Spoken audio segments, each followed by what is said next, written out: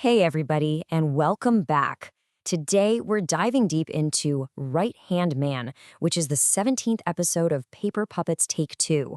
This one starts out looking like a simple game, but it just completely spirals into this intense psychological trap that really puts everyone's loyalties to the test. So let's get right into it. And that question is really at the heart of the whole episode. We get to see exactly what happens when something as simple as a golf challenge just falls apart and turns into this tense psychological drama. It completely blurs the lines between, a friendly competition and a desperate fight for survival. So the episode kicks off with what should have been a pretty straightforward day on the green.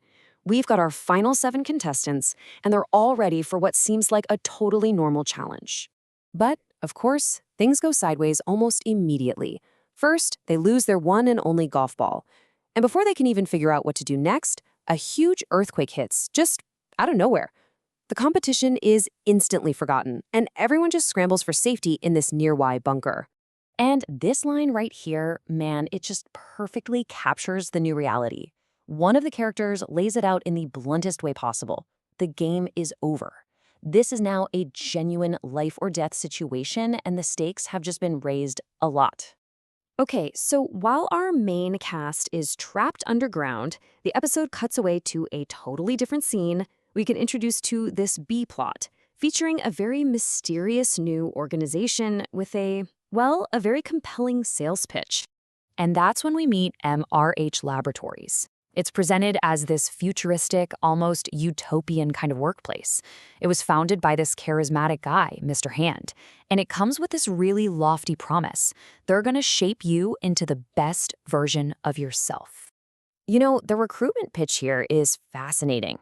On the surface, it sounds amazing, right? Super inclusive, but you kind of get this undercurrent. It feels a little too perfect. Almost like a cult, promising this simple fix for all of your problems. All right, let's head back to the bunker. It turns out the earthquake was a false alarm, but the contestants, well, they quickly discover their situation has gone from bad to so much worse. The physical threat might be gone, but a new psychological one is just getting started. So they realize they can't get out, the hatch is broken, and when they finally manage to call their host, Golden Ingot, for help, he just blows them off, casually saying he's taking a mental health day. In that one moment, they know they are completely and totally on their own. And right in that moment of pure desperation, a new challenge gets announced. Okay, so here's the deal. They have to convince Cup, who is outside, to open the hatch before a timer runs out. And this is the kicker, they absolutely cannot tell them it's a challenge. It's this wild test of subtle manipulation and trust, and poor Cup's fate is just hanging in the balance. With that clock ticking down, the whole episode's focus shifts.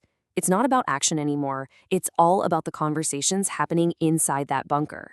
And this is where we really get to see the characters' true colors and find out how their relationships hold up under all this pressure.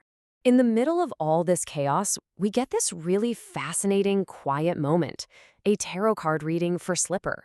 And the cards just perfectly map out her entire character arc.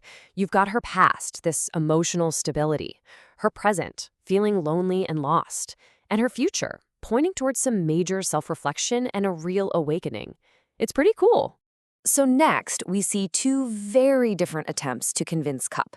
First up, Chainsaw just goes in hard. He's aggressive, demanding, totally focused on the game, and, well, it fails spectacularly. Then Treasure Chest tries a completely different tactic, one that's all about empathy and their personal connection. And this is the line that just changes everything. Treasure Chest doesn't talk about the game, they don't demand anything, they just talk about their friendship, reminding Cup of a time when he showed them some real kindness. It's this genuine, emotional appeal, and it's exactly what was needed to get through to him. So while all of that is going on inside the bunker, Golding's so-called mental health day gets interrupted by the dramatic return of the series' main villain, who seems to know exactly how fragile Golding's mental state really is. Golding is just completely floored. He thought he defeated this villain for good, but with this one chilling line, the villain reveals they are always one step ahead, and it just shatters any sense of safety Golden thought he had. The attack isn't even physical. It's all psychological. The villain just starts listing off all of Golding's supposed symptoms, just picking apart his mental state, his insecurities, and then even throws in this petty insult about his hideous eye bags just to twist the knife. Okay, back in the bunker, the timer is almost out. The challenge is reaching its climax. But as we're about to see, winning here doesn't actually mean freedom. The real consequences are only just getting started. One, that's all it took. Just one successful, heartfelt conversation. With that, Treasure Chest wins the whole challenge, securing immunity for themselves and for Cobb. And for a split second, you really think, okay, a happy ending. But this show loves a cruel twist, right? The exact moment that timer hits 0, some kind of defense protocol activates, trapping Cup inside the very bunker he was about to open. They won the game, but the system found a way to punish them anyway. It's brutal.